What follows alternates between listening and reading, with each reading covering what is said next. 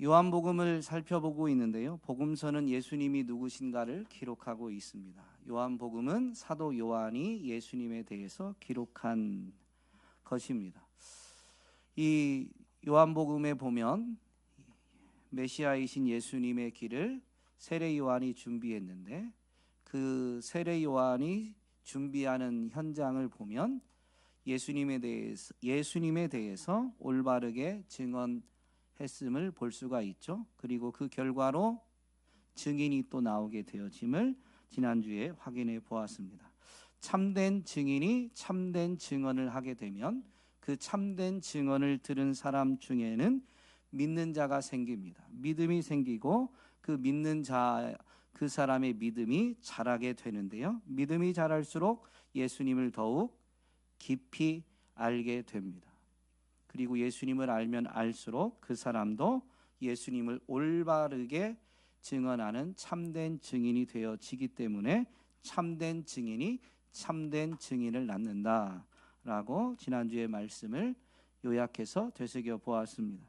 그런데 이렇게 복음이 증언되어지고 증거되어지는 이 모든 일, 그리고 그 증언을 들음으로 인해서 믿음이 생기고 믿음이 자라게 되어지는 이 믿음의 모든 역사의 주체는 사람이 아니고 예수님입니다. 오늘 본문을 통해서 예수님께서 어떻게 이 일을 시작하시고 성취하시는지를 살펴보고 또 우리의 믿음을 점검하는 기회가 되었으면 좋겠습니다. 오늘 사건은 예수님이 빌립을 부르시고 그 빌립이 나다나엘을 또 예수님께로 인도하게 되어진 이야기인데요. 이 이야기에서의 핵심은 빌립과 나다나엘의 신앙 고백인데, 마지막 부분에서 예수님이 나다나엘, 물론 나다나엘뿐만이 아니라 제자들에게 다 하시는 말씀이지만 51절에 보면 예수께서 그에게라고 이렇게 분명히 명시되어져 있죠. 그러므로 마지막 말씀은 물론 제자들 전체지만 대표성으로 오늘 본문에서는 나다나엘에게 하시는 말씀입니다.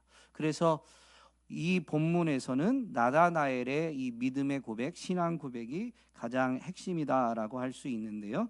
49절에 나다나엘은 이런 믿음의 고백을 예수님께 합니다. 선생님은 하나님의 아들이시요 이스라엘의 왕이십니다. 이 이스라엘의 왕이십니다라는 표현이 바로 예수님이 그리스도시다라는 이 표현과 동일한 고백인데요. 어쨌든 예수님을 하나님의 아들 그리스도로 고백하고 있습니다. 이 모든 역사의 주체가 예수님인데 어떻게 예수님이 이 일을 시작하시는가? 나다나엘을 예수님께로 데리고 온 사람이 누구예요? 빌립입니다. 그런데 오늘 본문에서 보면 그 빌립을 예수님이 부르십니다. 43절에 다음 날 예수께서 갈릴리로 떠나려고 하셨다. 그때에 빌립을 만나서 말씀하셨다. 예수님이 이제 갈릴리로 떠나려고 했는데 그 순간에 그냥 빌립을 만나서 우연히 빌립을 부른 것처럼 이해하기 쉬운데요. 사실 그때의 빌립을 만나서라고 표현된, 우리말로 번역된 이 말 만나서라는 단어는 헬라어로 이 휴리스코라는 단어인데요. 이 단어의 의미는 물론 찾다, 찾아내다, 발견하다라는 의미를 갖지만 거의 내포된 의미까지 설명하자면 이 샅샅이 살펴서 찾아내다, 발견하다라는 의미를 가진 단어입니다. 그러니 예수님이 갈릴리로 떠나려고 하신 때에 이 시간이 촉박해서 빌립을 찾으신 거예요. 샅샅이 찾아내듯이 찾아서 그때 만난 겁니다. 찾다가 그때 만난 거예요. 만남의 순간이 바로 그때인 것이죠. 하나님의 때. 어쨌든 이 빌립이 나다나엘을 데리고 예수님께로 오지만 그 나다나엘을 예수님께로 데리고 올 빌립을 예수님이 찾아내셨다는 겁니다. 그러므로 사실 빌립을 통해서 이제 나다나엘이 예수님께 오지만 이 일의 시작은 누가 하신 거예요? 예수님이 하신 겁니다. 여러분, 인생이 어떤 사람을 통해서 예수님 앞에 나오게 되어지든 사실 본질적으로 따져보면 예수님이 찾고 찾으면서 그 사람이 예수님 앞으로 나올 수 있도록 사람을 통해서 역사하시든 아니면 처음 사람에겐 직접 계시하시든 어쨌든 예수님이 먼저 찾기 시작하셨다라는 것입니다. 그리고 찾아내신 다음에 부르신 이들을 통해서 이렇게 합력하여서 나다나엘을, 오늘 우리를 예수님께로 인도해 주신 것이죠. 그러므로 오늘 빌립을 만나서 나다나엘이 예수님께 왔지만 그 빌립을 찾아내시고 결국 빌립을 부르시는 이 예수님의 일하심을 미리 보지 못한다면 사람은 누구 때문에 또는 우연이라고 말하게 되지만, 믿음의 눈으로, 오늘 말씀을 통해서 믿음의 눈으로 바라보면 여러분, 믿음의 세계에서 우연은 없습니다. 언제나 하나님의 열심, 하나님의 일하심이 먼저 있는 것이죠. 그러므로 믿음의 사람들에게는 우연이 아니라 모든 것이 은혜입니다.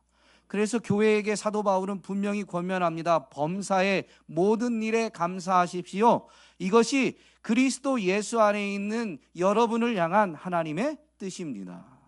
여러분, 모든 일에 감사하시기 바랍니다. 그렇게 해서 나다나엘이 이제 예수님께 오는데요, 예수님께 올 때 빌립이 전도하잖아요. 내가 메시아를 만났다. 물론 오늘 본문의 45절에서는 내가 메시아를 만났다고 하진 않았어요. 45절에 있는 표현대로 하면 모세가 율법책에 기록하였고 또 예언자들이 기록한 그분을 우리가 만났습니다. 이걸 다른 표현으로 하면 구약 성경에서 약속하신 바로 그분 메시아를 우리가 만났습니다. 그분이 누구냐? 나사렛 출신으로 요셉의 아들 예수입니다 라고 메시아가 지금 누구인지를 정확히 증언한 것이죠.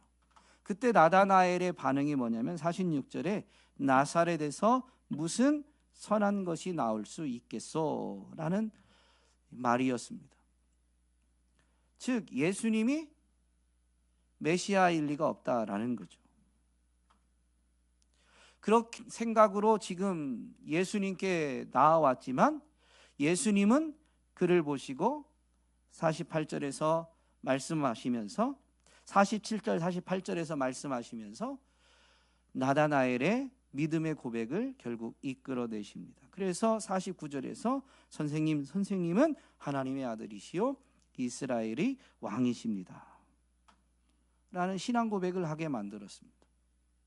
여러분, 우리가 지혜로워서 우리 힘으로 깨달아서 예수님을 향한 신앙 고백을 할 수 있는 게 아니라요, 여러분, 예수님이 찾아내시고 부르시고 말씀하시고 말씀을 깨닫게 해주셔서 오늘 우리로 하여금 예수님이 누구이신지 깨닫고 고백할 수 있게 해주신 겁니다. 그것을 교회가 공적으로 할 때 이 사도신경을 통해서 신앙 고백을 하게 되죠. 오늘도 리본 오니 워십 찬양 시작 전에 이 신앙 고백을 했는데요, 여러분, 이것이 정말로 우리가 은혜를 힘입어서 오늘도 예배하게 됩니다 라는 표현으로 예배를 시작하는 겁니다. 여러분, 언제나 예수 그리스도에 대해서, 아니 삼위일체 하나님에 대한 이 신앙 고백을 하면서 하나님이, 예수님이 베풀어 주신 은혜임을 늘 잊지 않는 저와 여러분이 되기를 간절히 소망합니다. 여러분, 이 빌립의 증언을 들은 나다나엘의 표현을 바꿔서 표현해 보면 내 지식으로는 납득할 수 없다. 어떻게 나사렛에서 선지자, 바로 그 선지자, 바로 메시아 그리스도가 나올 수 있느냐라는 거죠. 나다나엘만 그런 게 아니라 예수님 당시에 구약 성경을 알고 있는 사람들은 나사렛에서 메시아가 나올 수 없다라고 생각했습니다. 요한복음 7장에 가면 초막절을 맞아서 갈릴리에 계시던 예수님이 또 예루살렘으로 올라가십니다.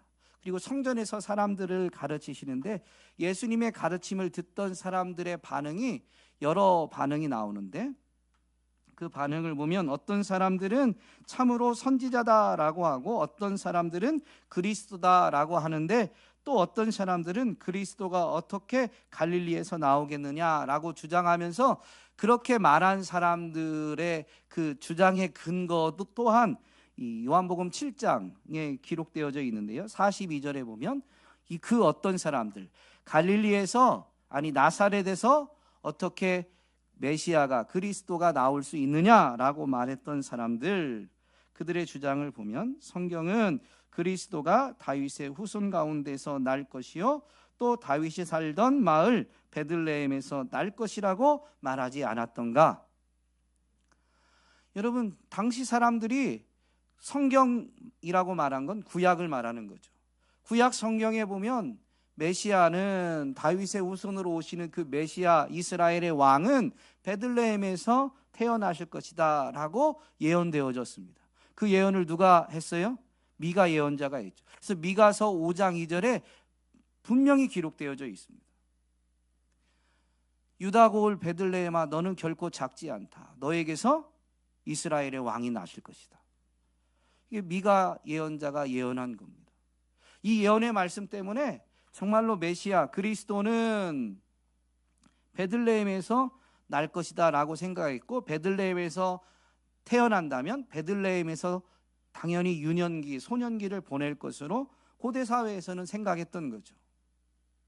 그러니 나사렛 출신이다. 나사렛에서 그 유년기, 소년기를 보낸 예수님이 나사렛에서 태어났다라고 생각하니 그분이 메시아일 수가 없다라고 생각했던 겁니다. 당시 구약 성경을 알고 있는 사람들이 그렇게 생각했다는 거죠. 그렇다면 오늘 나다나엘이 빌립의 증언을 듣고, 물론 빌립도 이렇게 증언했어요. 모세가 율법책에 기록하였고 또 예언자들이 기록한 그분.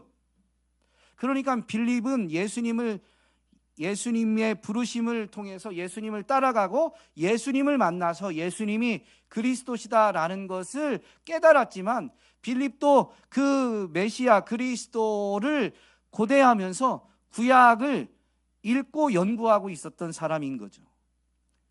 그래서 빌립도 아마 나다나엘과 같은 입장이었을 거예요. 구약 성경대로 하면 나사렛 출신이 메시아일 수가 없는데 예수님을 만나서 보니까 예수님은 메시아가 맞더라는 거죠.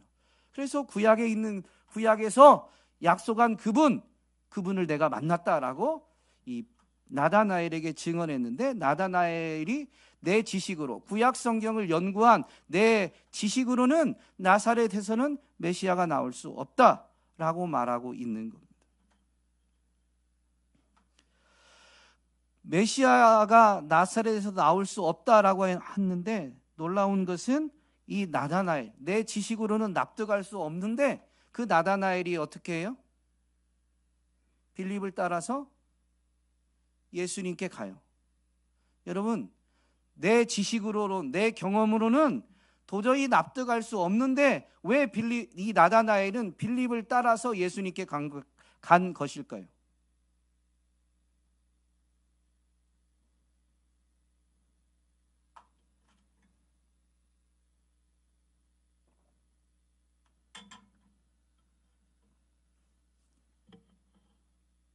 질문이 너무 어려운가요? 왜 갔어요? 나다나엘도 지금 메시아를 기다리고 있는데 그 메시아를 기다리는 기다림이 매우 간절했던 거예요. 그래서 내 머리로는 이해는 안 되지만 내가 그동안 메시아를 기다리면서 구약을 연구하고 공부한 그걸 토대로 하면 납득이 안 되지만 빌립이 만나서 보니까 그렇다고 하니까 메시아를 간절히 기다린 사람 입장에서는 최소한 확인은 해봐야 되는 거죠. 여러분은 예수 그리스도를 그렇게 간절히 찾고 계십니까? 주일날 예배당에 와서 예배 드린 것으로 우리가 구원의 은혜를 받았다라고 말할 수 있는 게 아니에요. 구원의 은혜를 받았으면 당연히 예배하지만요, 그 예배조차도 예배를 드렸느냐 안 드렸느냐라는 게 중요한 게 아니에요. 얼마나 사모하고 있느냐. 그래서 그분을 얼마나 기다리고 있느냐? 여러분은 일주일을 살면서 주일을 얼마나 기다리십니까? 주일을 번거롭게 여기진 않습니까? 이렇게 명절 연휴에 딱 끼면 애매모호하지 않습니까? 부담스럽네. 직분이 있으니 주일날 예배당을 안 갈 수도 없고. 여러분, 우리 믿음을 점검해 봐야 돼요. 제가 주일날 꼭 예배당에 와야 된다고 강조하진 않죠. 예배당에 온다고 구원받는 건 아니라고 말하고 있으니까요. 근데 뒤집어서도 가끔 말하잖아요. 여러분, 구원받은 사람은 주일을 지켜요. 예배당을 찾게 돼 있어요. 이 주일에 먼저 가면 좋죠. 더 오래 쉬고 편하고. 그렇다고 가신 분들을 나무라는 건 아니고요. 원리가 그렇다는 겁니다. 갔느냐 안 갔느냐 자체를 말하는 게 아니에요. 얼마나 주일을 사모하고 정말로 주님을 기다리고 있느냐. 그 주님이 물론 늘 함께 하시지만 그 주님을 예배하는 그 시간을 얼마나 기다리고 있느냐. 그러면 여러분, 내 지식과 경험상 의문이 들 때에도요, 그분을 확인하려고, 그분의 뜻을 확인하려고, 내가 불편해하고 힘들어하는 이 일 정말로 주님이 왜 허락하셨는지 그분에게 직접 확인하려고요, 그분을 찾고 그분 앞에 나아가게 돼 있는 거예요. 여러분, 나다나엘이 빌립을 따라서 또 이 예수님께 나왔다라는 부분에서 또 하나 우리가 알 수 있는 부분이 있는데요, 나다나엘이 구약 성경을 연구하고 있었다고 그랬죠. 그렇기 때문에 지금 나사렛에서는 메시아가 날 수 없다라는 생각을 가지게 된 거예요. 성경을 토대로. 여러분, 그런데 나다나엘이 자기가 알고 있는 성경을 토대로 자기가 알고 있는 대로는 나사렛에서는 메시아가 날 수 없는데 왜 확인하는 거예요? 간절히 사모했기 때문이기도 하지만 내가 알고 있는 게 틀린 것일 수도 있다라는 여지를 두고 있는 거예요. 여러분, 아무리 성경을 가지고 말해도요, 내가 알고 있는 게 절대적으로 옳아, 그건 오만입니다. 우리가 성경을 읽고 묵상하고 뜨겁게 기도한다고 해서 하나님의 뜻을 명확하게 알 수 있느냐? 물론 성경에서 명시된 것은 명확히 알 수 있지만 우리의 삶에서 나를 향한 하나님의 뜻을 성경을 읽었다고, 기도 뜨겁게 했다고 명확하게 알 수 있느냐? 아무도 없습니다. 우리의 연약함이 내가 틀렸을 수도 있어요. 그래서 정말로 믿음의 사람, 정말로 영적인 사람, 정말로 예수님의 이름으로 기도하는 사람은요, 뜨겁게 기도하고도 매번 조심조심하면서 깨어 있어서 걸어가는 거예요. 이 일이 맞을까? 이렇게 행하는 게 주님의 뜻에 맞을까? 주님의 뜻이라고 생각되어져서 행하지만 정말로 맞을까? 내 욕심이 끼어든 건 아닌가? 그렇게 확인하고 계속 점검하면서 가는 거죠. 여러분, 사도 바울이 교회에게 뭐라고 합니까? 예수님 영접했죠? 이제 구원의 길이니까 확신을 가지고 가십시오. 물론 확신이 필요하지만 구원의 여정을 이루어가는 데 있어서 사도 바울은 교회에게 뭐라고 가르치냐면요, 두렵고 떨림으로 구원을 이루어 가십시오 라고 했습니다. 여러분, 그 겸손함이 있어야 돼요. 단 한순간도 예수님이 필요치 않은 순간이 없다. 그리고 나는 예수님을 찾고 의지하지만 그 예수님의 뜻을, 예수 그리스도를 통해서 깨닫게 해주시는 하나님의 뜻을 내가 올바로 이해하지 못했을 수도 있다. 늘 그 겸손한 마음으로, 두렵고 떨림으로 하나님의 뜻에 순종하고자 할 때 우리는 구원을 이루어갈 수가 있습니다. 잘못 깨달았을 때는 돌이킬 수가 있고요, 올바르게 깨달았을 때는 다음 걸음을 더 담대하게 내디딜 수가 있게 되는 거죠. 어쨌든 나다나엘은 자기 연구가, 자기 이해가 틀렸을 수도 있다라는 겸손함 때문에 정말로 예수님께 나아가게 됩니다. 그렇게 예수님께 나아가는데 예수님이 자기에게로 오는 나다나엘을 보시고 말씀하시죠. 이 사람이야말로, 보아라, 저 사람이야말로 참으로 이스라엘 사람이다.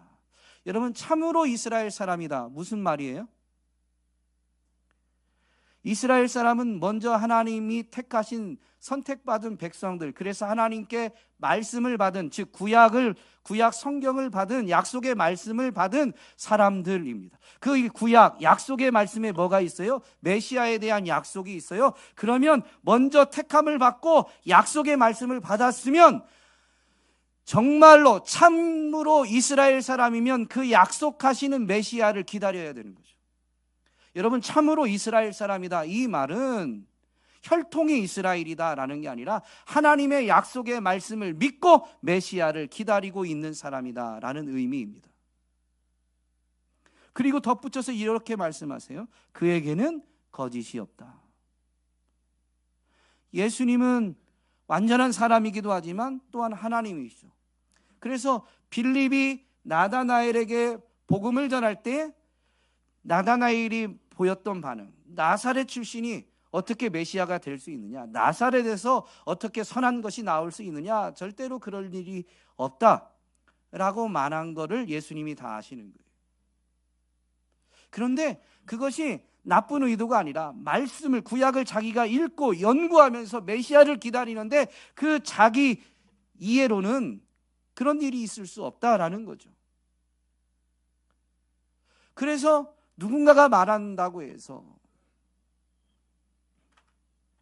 무조건 따라가는 것도 아니고 의문을 들은 거예요. 결국엔 따라왔잖아요. 어쨌든 지금은 의문을 가진 거예요. 내가 이해한 게 잘못됐나?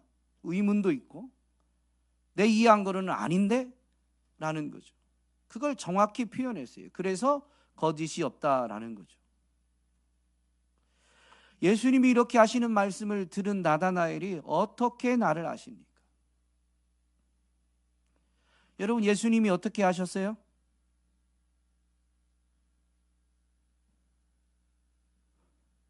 성경에 뭐라고 돼 있어요?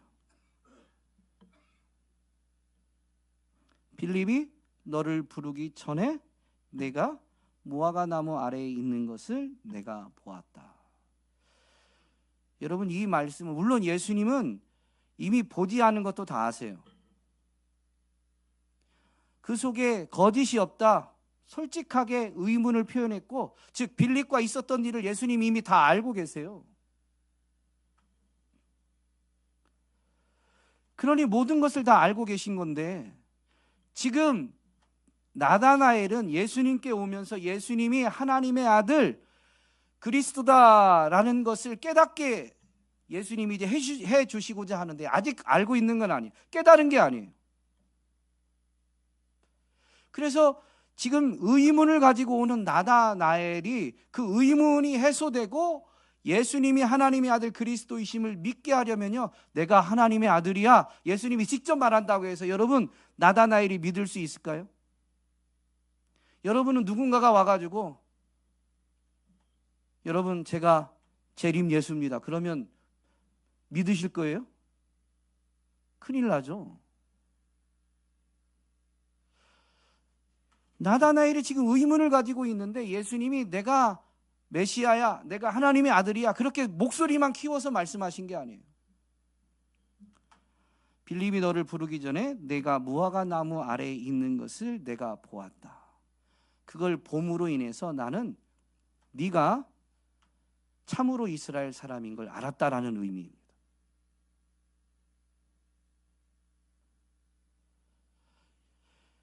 무화과 나무 아래에 있는 것을 이전의 봄으로 인해서 메시아를 간절히 기다리고 있는 사람임을 예수님이 알고 있다라고 말씀해 주신 거예요. 그러면 이전에 나를 보셔서 그것까지 예수님이 다 알고 계시구나. 그러면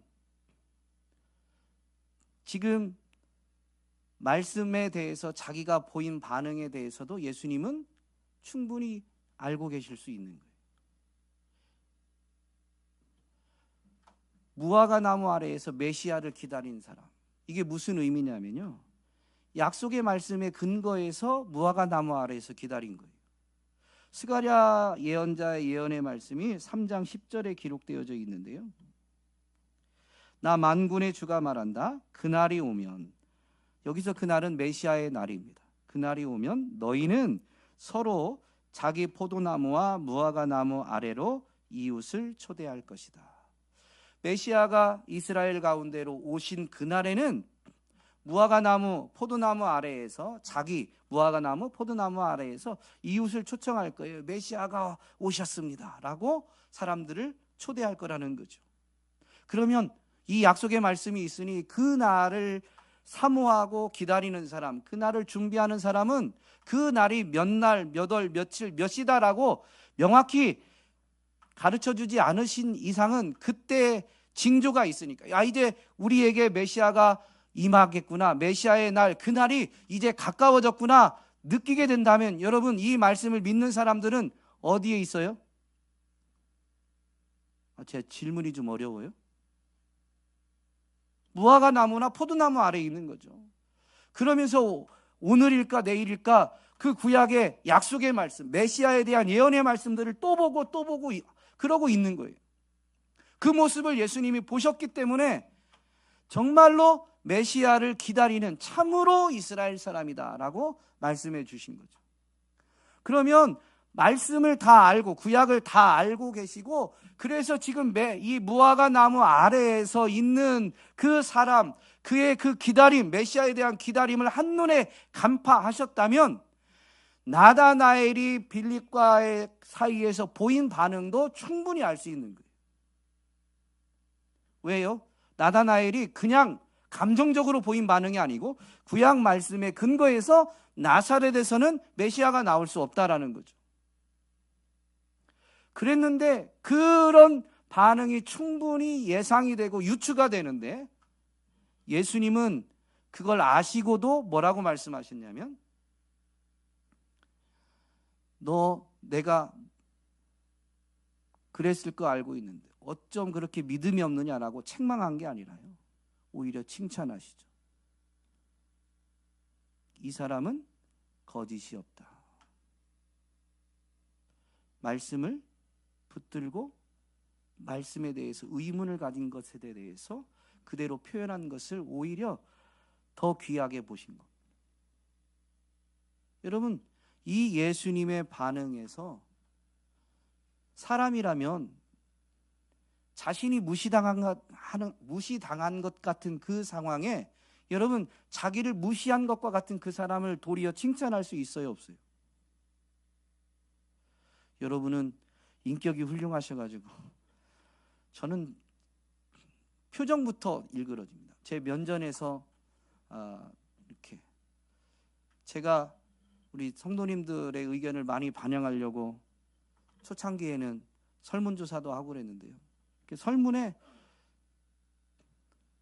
여러분들이 싫은 소리는 한 게 거의 없고 딱 하나 있다면 제게 싫은 소리. 그게 나쁜 건 아니고 의견을 제가 여쭌 거니까 설교가 좀 길긴 합니다. 의견이니까 받아들이면서도, 여러분, 그건 제가 원해서 설문을 조사한 거고 했는데도 불구하고 이 설문지를 보면 즐겁진 않아요. 그게 사람의 본성이에요. 근데 면전에 대고 메시아이신 그분을 나사렛 출신이 무슨 메시아야? 예를 들면 이런 말을 한 거죠. 그걸 예수님이 다 알고 계시다라고 하는데, 그 말한 사람이 지금 앞에 나타났을 때 오히려 그 속에 거짓이 없다. 참 진실한 사람이다. 이 칭찬을 해주신 거예요. 여러분, 그럴 수 있는 분은 하나님의 성품을 가진 사람입니다. 우리 성품이 아니에요.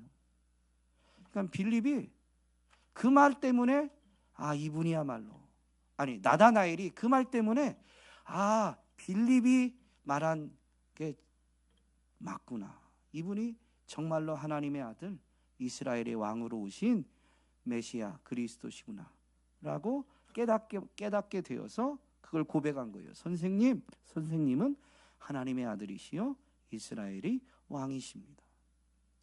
사실 예수님은 그냥 자기 계시하셔도 되지만 성경을 연구하고 그 성경을 기반으로 메시아를 기다리던 나다나엘을 예수님이 설득해 주신 겁니다. 예수님이 나사렛 출신이다라는 것이 예수님이 베들레헴에서 나셨다라는 것을 가렸어요. 그래서 예수님이 나사렛 출신이다라는 게 나다나엘이 보인 반응처럼 사람들이 메시아를 기다리는 사람들조차도 예수님 앞에 나오는 데에 걸림돌이 되기도 합니다. 여러분, 예수님이 나사렛 출신이다라는 것과 같은 비슷한 장애물이 여러분에게 혹시 있지 않습니까? 여러분의 지식, 여러분의 경험상 주님을 간절히 찾고 주님 앞에 나와야 되는데 그게 꺼려지고 불편하고 그래서 도리어 주님께 멀어진 경우들은 없습니까? 여러분, 예수님이 나사렛 출신이다라는 것이 베들레헴 태생이다라는 걸 가렸지만 그로 인해서 나다나엘과 같은 사람의 이 메시아를 향한 사모함과 간절함을 검증하게 됩니다. 마치 예수님이 하나님 나라를 가르치실 때 비유로 가르치심으로 인해서 정말로 하나님 나라를 알고 발견하기 원하는 사람은 비유가 이해되지 않으면 어떻게 했어요? 남아서 도대체 이 비유의 의미는 무엇입니까? 라고 묻게 됩니다. 그래서 비유의 가르침은 제자들과 예수님을 거절하는 사람들을 구별하는 장치가 되어버렸죠. 나사렛 출신이라는 게 마치 그런 것 같아요. 예수님 믿으면 복을 받아요. 그런데 그게 사람들이 생각하는 복은 아닙니다.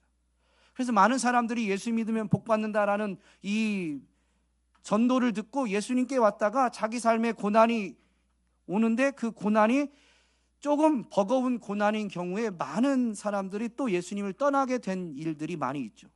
여러분 주변에도 있죠.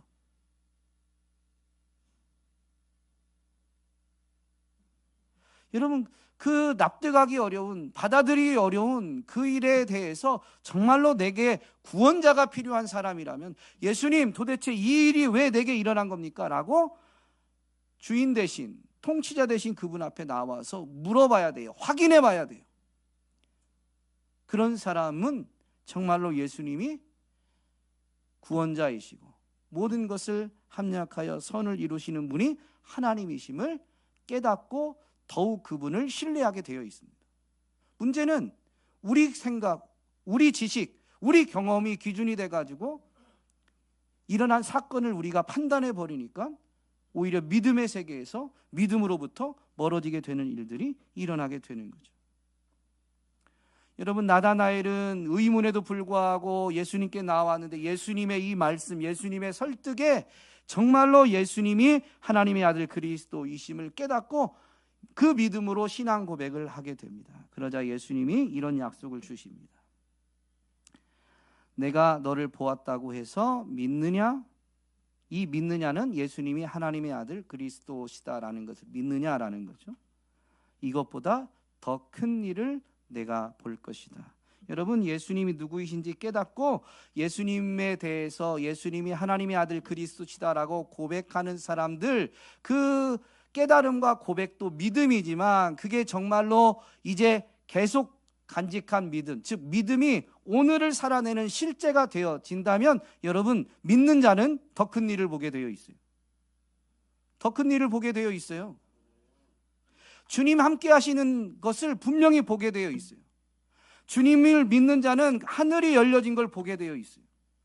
하늘이 열려졌는데 열려진 하늘로 천사가 오르락 내리락 합니다. 그런데 예수 그리스도를 통해서 인자이신 예수님을 통해서 오르락 내리락 하는 거예요. 여러분, 천사가 하늘에서 내려와서 오르락이라고 되어 있는데요, 땅에 인자다라는 건 완전한 사람이죠. 땅에 있는 존재입니다.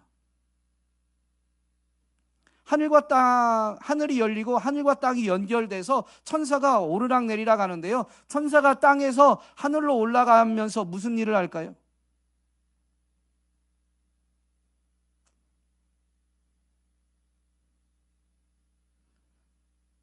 기도를 가지고 올라가요. 계시록 8장 4절에 명확히 나와요. 향연이 성도의 기도와 함께 천사의 손으로부터 하나님 앞으로 올라가는지라. 여러분, 우리가 기도하는 그 기도를 천사가 하늘로부터 내려와서 그 기도를 받아서 예수 그리스도를 통해서 하늘로 올라가서 하나님 앞에 향연과 함께 드리는 겁니다. 그러면 이제 올라간 천사는 또 오르락 내리락 하는데, 우리의 기도를 가지고 올라간 천사는 그러면 내려올 때는 무슨 일을 할까요? 기도 응답을 가지고 내려오는 거예요.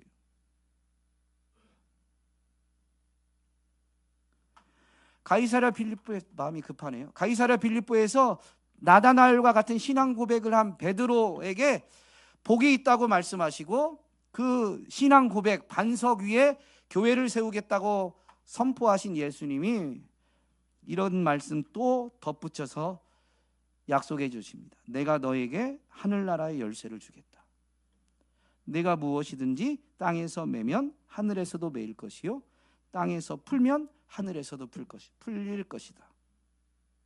여러분, 믿는 자에게 주어지는 게 하늘이 열리는 걸 보는 것뿐만이 아니라요, 천사들이 오르락 내리락 하는데 그 천사를 부릴 수 있는 기도라는 것을 통해서, 그 기도가 바로 이 하늘을 움직이는 하늘나라 열쇠임을 분명히 성경을 통해서 우리에게 가르쳐 줍니다.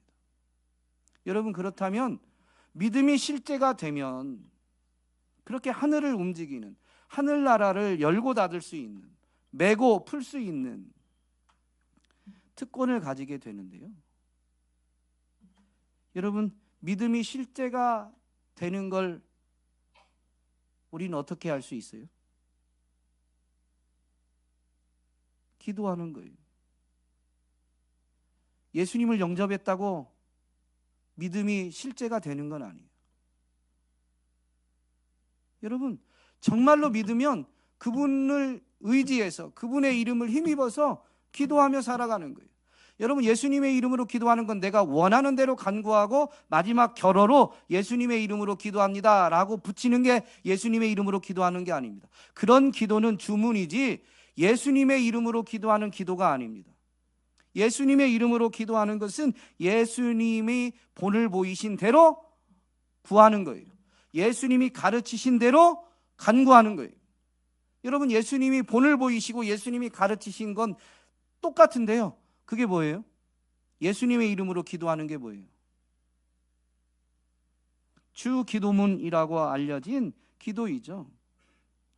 여러분, 뭐라고 기도해야 됩니까?